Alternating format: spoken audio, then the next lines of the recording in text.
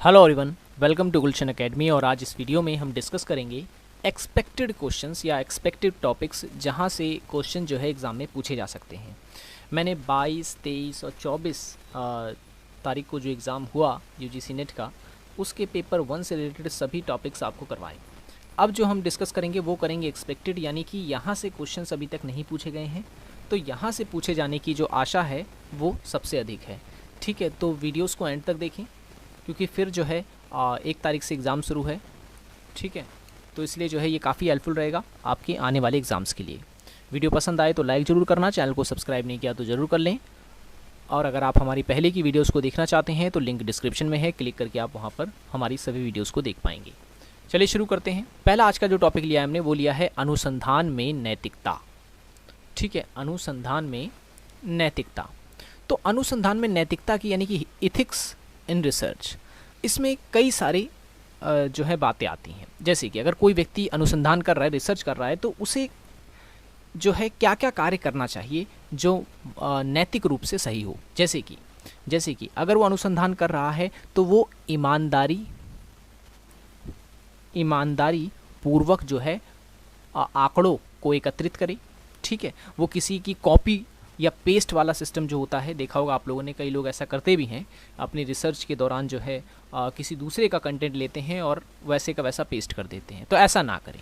ठीक है, तो यही जो है अनुसंधान में नैतिकता का एक पॉइंट तो ये हो गया कि ईमानदारी पूर्वक हो। दूसरा, पूर्वाग्रह से मुक्त हो। ठीक है, अब यहाँ पर कई लोग नहीं समझ पाएंगे पूर्वाग्रह, प्रीजुडिस कहते हैं जिसे इंग्लिश में। और पूर्वाग्रह का मतलब ये हो गया कि पहले से ही किसी भी चीज़ के बारे में सोच लेना, या जो है कोई घटना ऐसी ना घटी और पहले से उसके बारे में अपने मन के अंदर एक प्रकार की धारणा बना लेना ही पूर्वाग्रह कहलाता है। और अगर कोई रिसर्च कर रहा है तो उसके अंदर खास तौर से ऐसी भावना तो नहीं होनी चाहिए। ठीक है, तो ये चीज़ आपको याद रखनी है।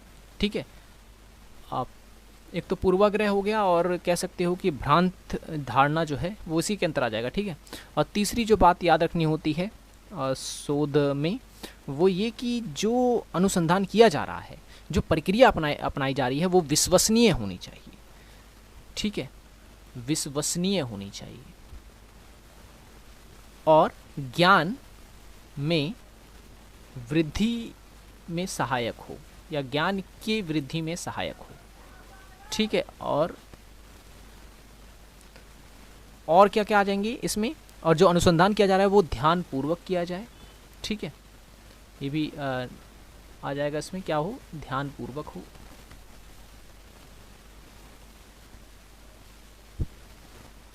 ठीक है, और भविष्य के लिए उपयोगी हो, ये भी बहुत इंपॉर्टेंट है, भविष्य के लिए उपयोगी हो।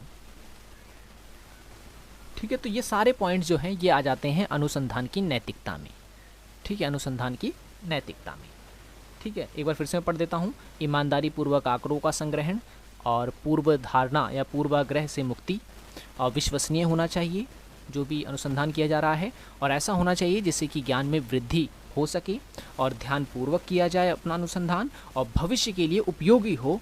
इस तरीके से, या कहें कि इस धारणा के साथ जो है अनुसंधान किया जाना चाहिए।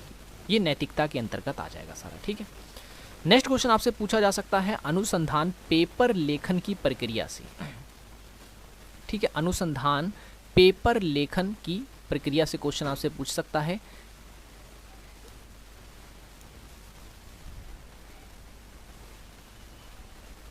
तो जब भी अनुसंधान पेपर लेखन किया जाता है, ठीक है, तो उसमें बहुत सारे चरण होते हैं, बहुत से स्टेप होते हैं। तो जो महत्वपूर्ण चरण होते हैं उन्हें मैं यहाँ पर जो है लिख देता हूँ, ताकि आप जो है इसे क्रम से याद कर लें। क्रम में लगाने को भी यहाँ से क्वेश्चन आ जाता है। ठीक है, जब भी कोई अनुसंधान पेपर लिखता है तो एक तो उसका सबसे पहला पेपर होता है जिसमें विश्वविद्यालय का नाम, शोध का विषय, ठीक है, और उसके बाद अपने से संबंधित जानकारियाँ होती हैं। ठीक है, उसके बाद जब अंदर हम रिपोर्ट में जाते हैं तो सबसे पहले जो लिखा होता है वो लिखा होता है विषय प्रवेश। ठीक है, विषय प्रवेश। उसके बाद साहित्य सर्वेक्षण। ठीक है, यानी अगर आप जो है अनुसंधान पेपर लिखने जा रहे हैं तो आपको ये चीज़ें जो है करनी होंगी।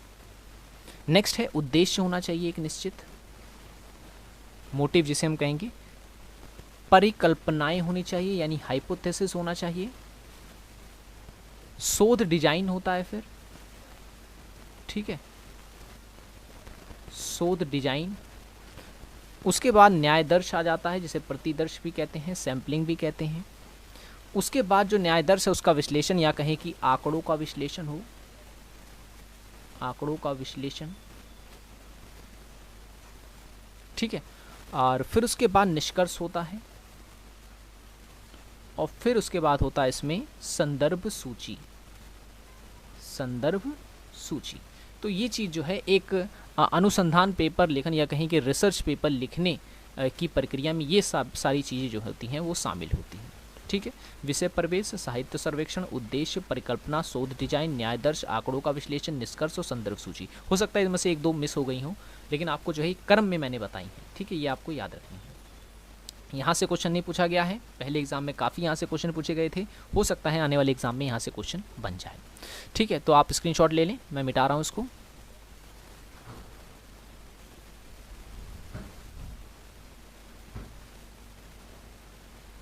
ओके, अब बात करते हैं लिखित संचार के रूप, ठीक है। अब यहाँ से क्वेश्चन पूछा जा सकता है कि लिखित संचार के कोई 4 रूप में से कौन सा नहीं है या इनमें से कौन सा लिखित संचार का रूप है, ठीक है। पहले यहाँ से क्वेश्चन पूछे गए हैं, अभी तक यहाँ से क्वेश्चन नहीं पूछा गया है जितने भी शिफ्ट में एग्ज़ाम हुआ है, ठीक है। तो प्रतिवेदन जो है, प्रतिवेदन ये लिखित संचार का रूप है, जिसे इंग्लिश में रिपोर्ट कहते हैं, ठीक है। और उसके बाद है बुलेटिन, और उसके बाद आ जाता है फैक्स, ठीक है, फैक्स भी लिखित संचार का रूप है। और फिर आ जाता है कार्यालय आदेश, कार्यालय आदेश जो होते हैं ये भी लिखित में ही होते हैं, लिखित संचार का ही रूप है। और नेक्स्ट जो आ जाएगा इसमें वो आ जाएगा नोटिस, ठीक है, लेटर भी आ सकता है इसमें, ठीक है, पत्र भी आ सकता है। तो ये सारे जो हैं ये लिखित संचार के रूप हैं, ठीक है, मौखिक संचार के नहीं, याद रखना है आपको। मैंने 5 आपको बता दिए हैं लिखित, ये ऑप्शन में अगर दिख जाए तो समझ लेना ये लिखित संचार के रूप हैं, प्रतिवेदन, बुलेटिन, फैक्स, कार्यालय आदेश, नोटिस, ठीक है। काइनेसिक्स क्या होता है, ठीक है, काइनेसिक्स जो है ये इसे इस तरीके से नहीं लिखा जाएगा, इसे लिखा जाता है का, आ का डंडा, फिर ई और फिर ने 6, ठीक है, काइनेसिक्स कहते हैं इसे। इंग्लिश में इसका जो है अलग तरीके से लिखा जाएगा, नहीं हिंदी में इसको इस तरीके से लिखा जाएगा, ठीक है। काइनेसिक्स क्या होता है, इसका मतलब ये भी संचार का एक रूप है। इसके तहत होता ये है कि हम किसी दूसरे व्यक्ति को जब अपनी बातें पहुंचाते हैं तो उसमें शरीर का इस्तेमाल करते हैं, हाव भाव का इस्तेमाल करते हैं, ठीक है। तो देखा होगा आप लोगों ने, कई लोग हाथ हिला करके जो है या हाव भाव से जो है अपनी बातें दूसरे तक पहुंचाते हैं, तो वो उस प्रकार का संचार जो है वो काइनेसिक्स के अंतर्गत आ जाता है, ठीक है।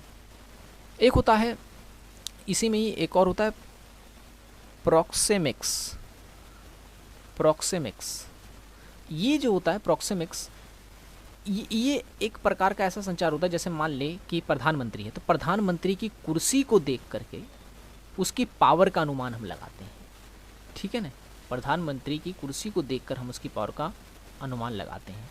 तो ये इस प्रकार से जो संचार हो रहा है ये कहलाता है प्रोक्सेमिक्स, ठीक है। किसी वस्तु को देख करके किसी व्यक्ति के बारे में जानना वो प्रोक्सेमिक्स संचार के अंतर्गत आता है, ठीक है। कोई बड़ी गाड़ी देखी तो उससे अनुमान लगा लेते हो कि ज़रूर ये व्यक्ति जो है अमीर व्यक्ति है, ठीक है, जिसने ये गाड़ी खरीद रखी है। तो इस तरीके से आप जब करते हैं तो ये कहलाता है प्रोक्सेमिक्स। ओके, मैं फिर से मिटा रहा हूँ इसको। ओके, नालंदा से क्वेश्चन पूछा गया, तक्षशिला से क्वेश्चन पूछा गया, लेकिन तक्षशिला से और क्या क्वेश्चन पूछा जा सकता है, वो पूछा जा सकता है कि तक्षशिला जो है ये विश्वविद्यालय जो है, आप सबको पता है कि ये भारत का जो है प्रथम विश्वविद्यालय है, ठीक है, प्रथम विश्वविद्यालय है। अब प्रथम विश्वविद्यालय की स्थापना कब हुई, तो इसकी स्थापना से क्वेश्चन पूछा जाता है 700 ईसा पूर्व में हुई है। अभी तक नहीं पूछा गया, ये पूछा जा सकता है। तक्षशिला विश्वविद्यालय की स्थापना 700 ईसा पूर्व में हुई थी।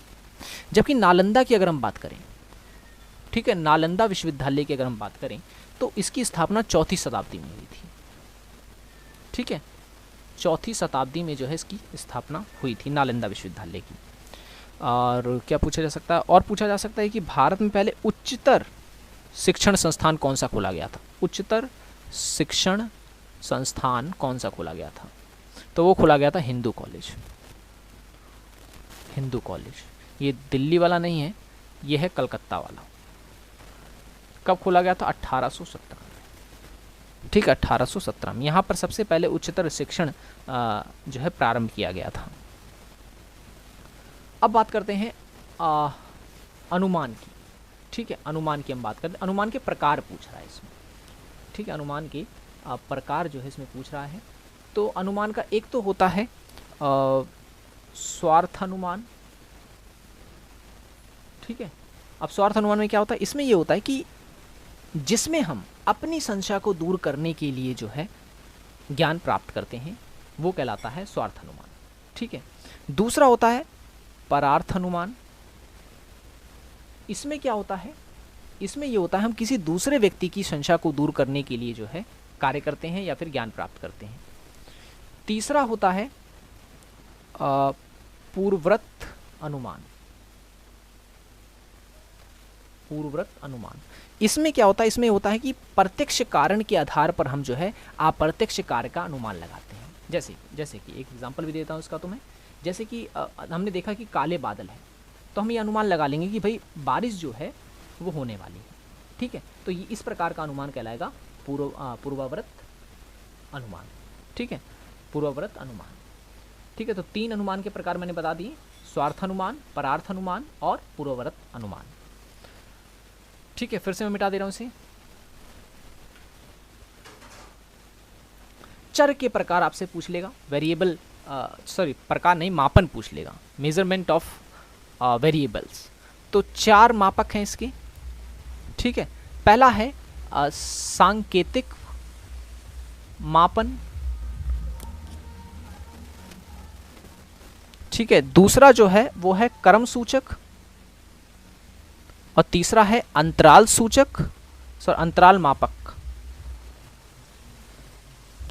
एक मिनट,